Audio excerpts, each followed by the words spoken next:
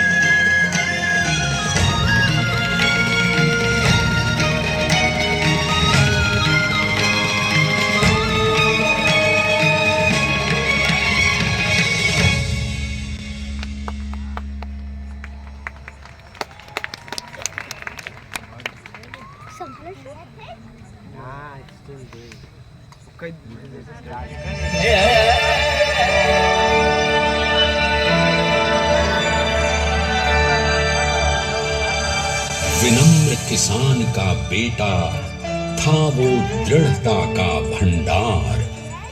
वल्लभ भाई पटेल नाम कहलाता था सरदार। कृषक कार्मिक जनगण से था उसको प्यार अपार। अखिल देश ने उसे रहनुमा किया था स्वीकार।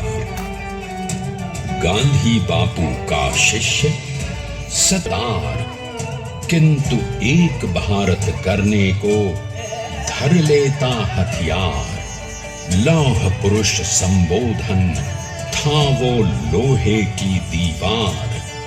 तेज पुंज तुम, शक्ति पीठ तुम, बल का सागर अपरंपार। ऋणी देश का नम्र नमन तुम स्वीकारो सरदार।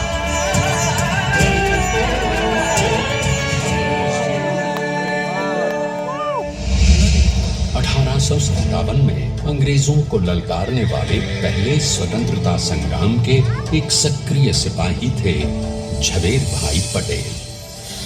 करमसद गांव के इस बहादुर देशभक्त किसान और उनकी पत्नी लाडबाई के 5 बेटों और 1 बेटी में से चौथे पुत्र थे वल्लभ भाई। बालक वल्लभ ने करमसद के बाद नडियाद से अपनी हाई स्कूल की शिक्षा पूरी की। फिर 13 साल की उम्र में उनकी शादी भी हो गई छोटी सी झवेरबाई से। 2 बच्चों, बेटी मणिबहन और बेटे डाया भाई को जन्म देने के बाद झवेरबाई असमय ही चल बसी। सदी बदलने और 20वीं सदी आने पर उनका जीवन भी एक चमत्कार की तरह बदला। प्लीडर का इम्तिहान पास करके वो वकालत करने लगे। पहले गोधरा, फिर आणंद और उसके बाद अहमदाबाद में। मगर जल्द ही वकालत छोड़कर वो बैरिस्टर बनने की इच्छा से इंग्लैंड चले गए। लंदन में बैरिस्ट्री में अव्वल आने और वजीफा जीतने वाले वो अनोखे भारतीय थे। अब तो अहमदाबाद की वरिष्ठ अदालत में बैरिस्टर पटेल की जिरह और जीतों की धूम मच गई।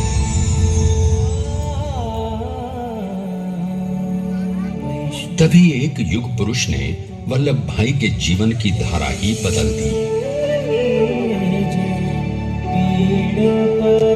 द दक्षिण अफ्रीका में सत्याग्रह के अहिंसक अस्त्र से गोरे शासकों को सबक सिखाकर भारत वापस आए बैरिस्टर मोहनदास करमचंद गांधी से मिलकर वल्लभ भाई ने अपने कुछ बरसों से सीखे विदेशी व्यवहार और संस्कार हमेशा के लिए त्याग दिए और अब वो अपने खेड़ा के किसानों को हक दिलाने के लिए बापू के साथ आंदोलन में कूद पड़े। अब उनके पैरों में जूते नहीं, गांवों की धूल थी। हृदय में भारत भूमि की शस्य श्यामला धरती, मन में थे गांधी और मस्तिष्क में एक नए स्वतंत्र भारत का सपना।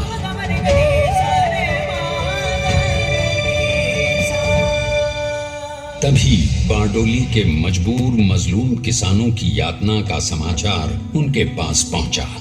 तुरंत वल्लभ भाई वहां पहुंचे और यूं शुरू हुआ भारत का सबसे बड़ा और सफल किसान आंदोलन बारडोली। वल्लभ भाई ने बारडोली के 87,000 किसानों को ऐसा अटल अडिग अचल मनोबल दिया कि अंग्रेजी सरकार हिल गई और 1 बरस के बाद उनका लगान माफ कर दिया गया। अब तो पूरे देश में लोग वल्लभ भाई के नाम की कस्में खाने लगे। स्वयं महात्मा गांधी ने कहा, अब वल्लभ भाई मेरे शिष्य या साथी नहीं, सारे देश के सरदार हैं और देश को मिल गया एक अनोखा असरदार सरदार।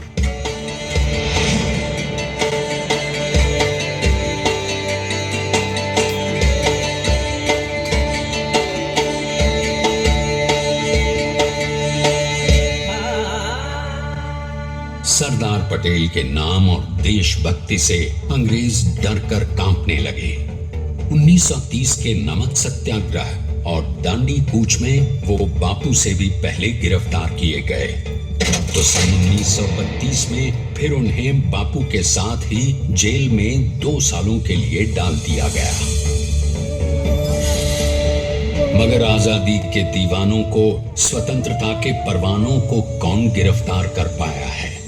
जेल से छूटते ही सरदार को कांग्रेस के नए राष्ट्राध्यक्ष पद पर चुना गया और उनकी सरपरस्ती में राष्ट्रवादी भारतीयों ने तमाम ब्रिटिश सूबों में जीत हासिल कर वहां अपनी स्थानिक सरकारें बनाई। किंतु सरदार का सपना केवल सरकार बनाना नहीं था, उनका स्वप्न तो था एक ऐसे नए भारत का जहां हर रंग, हर रूप, हर जात, मजहब, तबके का हिंदुस्तानी एक साथ मिलकर एक ऐसा नया भारत बना सके जहां पूर्ण स्वराज के साथ सारे समाज को गरीबी, अशिक्षा, छुआछूत से भी आजादी मिल जाए। इसकी पहली रणनीति थी भारत को अंग्रेजों की गुलामी से आजादी, ताकि भारत के लोगों की अपनी सरकार सबके साथ और सबके विकास के लिए काम कर सके। बापू की अगुवाई में अब देश ने अंग्रेजों को अंतिम चेतावनी दे दी, करेंगे या मरेंगे, क्विट इंडिया, अंग्रेजों भारत छोड़ो। बस फिर क्या था, संघर्ष की रणभेरी बजी। 3 सालों के लिए सरदार पटेल को भी सत्याग्रही नेताओं के साथ जेल में ठूंस दिया गया। 2 सालों के बाद अंग्रेजों को बापू के सभी शिष्यों और साथियों को छोड़ना पड़ा।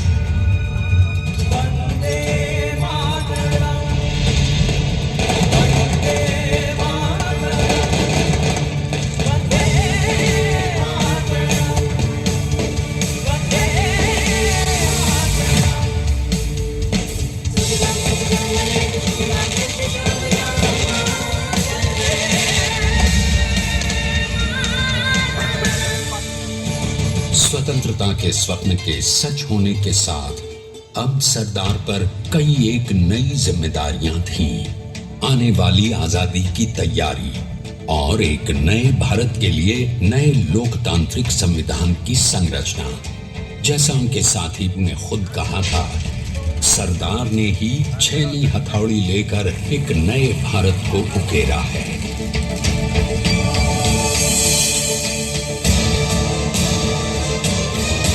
स्वाधीनता तो प्राप्त हुई, लेकिन खंडित भारत में भी उठते विभाजनवादी अंधकार को अभी दूर करना था।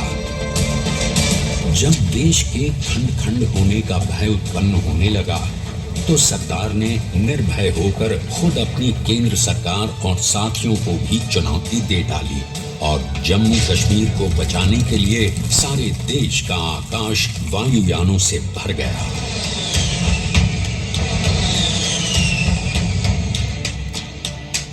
और फिर हैदराबाद और जूनागढ़ के भारत में विलयीकरण को पाकिस्तान से चुनौती मिली। सरदार चाहते थे कि देश की 1 इंच धरती अब और विभाजित नहीं होनी चाहिए।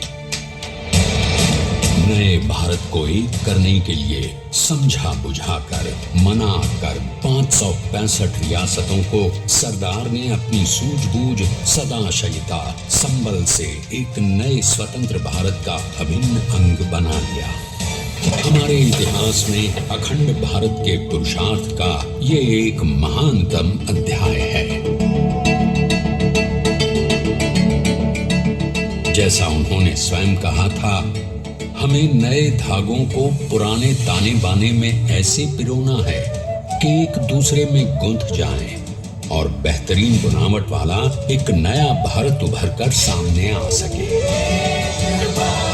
अंततः अपने वज्र दृढ़ संकल्प से एक नया विराट विशाल एक भारत श्रेष्ठ भारत बनाकर दिखा ही दिया सरदार ने। संसार के सबसे बड़े प्रजातंत्र के शिल्पी को प्रणाम करने के लिए देश ने बनाया है ये समर्थ स्मारक। स्वाधीन भारत को समर्थ भारत में बदलने वाले सरदार पटेल को समर्पित प्रेरणा तीर्थ भी है। प्रधानमंत्री श्री नरेंद्र मोदी के नेतृत्व में बनी विश्व की इस विशालतम प्रतिमा के सामने आकर सारी दुनिया जैसे स्वयं भी नतमस्तक हो जाती है।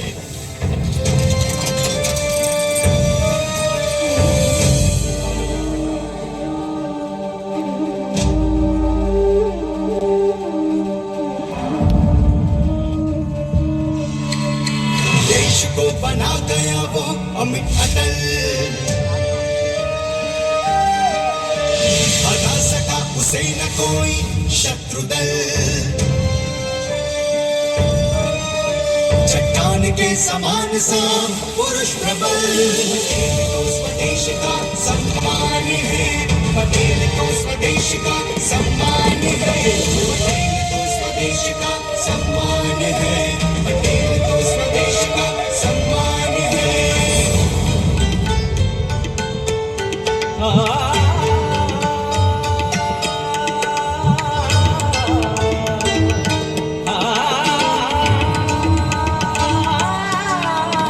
ऊंचाइयां आकाश को छुए हुए, गहराइयां समुद्र के लिए हुए, कदम अडिग जमीन पर जमे हुए। पटेल अपनी आन बान शान है, पटेल अपनी आन बान शान है, पटेल को स्वदेश का सम्मान है, पटेल को स्वदेश का सम्मान है, पटेल को स्वदेश का सम्मान है, पटेल को स्वदेश का सम्मान है। आइए अब देखते हैं कि अपने लौह पुरुष को श्रद्धांजलि देती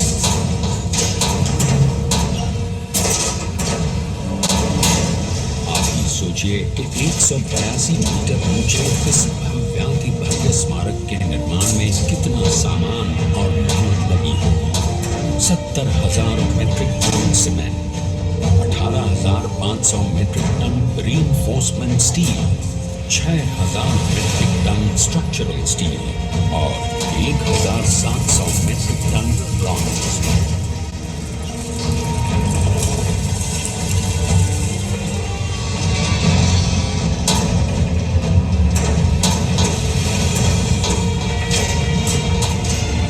स्टैच्यू ऑफ यूनिटी आज एक वर्ल्ड आइकॉन है और इसे मुमकिन बनाने में एक सेकंड भी ब्रेक लिए बिना देश भर की टीम्स ने 24/7 काम किया। 250 से ज्यादा इंजीनियर्स, 4500 से ज्यादा स्किल्ड फोर्स और कई लाख मानव दिन। हम गर्व से कह सकते हैं कि कुल मिलाकर स्टैच्यू ऑफ यूनिटी के निर्माण में 95% माल सामान, मजदूर, इंजीनियर्स और एक्सपर्ट्स थे भारतीय। जानते हैं कि 182 मीटर ऊंची इस भव्य प्रतिमा को बनाने में कितना समय लगा? डिजाइन के लिए 12 महीने और निर्माण के लिए 34 महीने, यानी कुल मिलाकर केवल 46 महीने।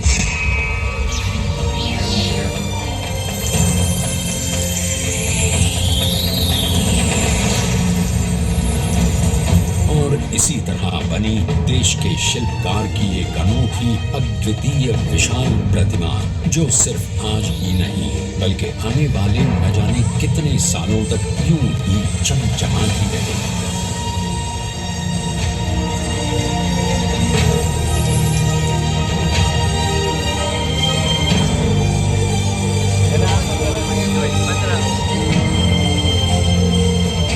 महीनों तक लगातार बिना रुके एकजुट होकर न जाने कितनों ने परिश्रम किया और उनका साथ दिया भारत की 125 करोड़ जनता। और तभी मुमकिन हो पाया एक ऐतिहासिक निर्माण जो आज कहलाता है भारत की नई पहचान। स्टैच्यू ऑफ यूनिटी, विश्व की सबसे ऊंची प्रतिमा।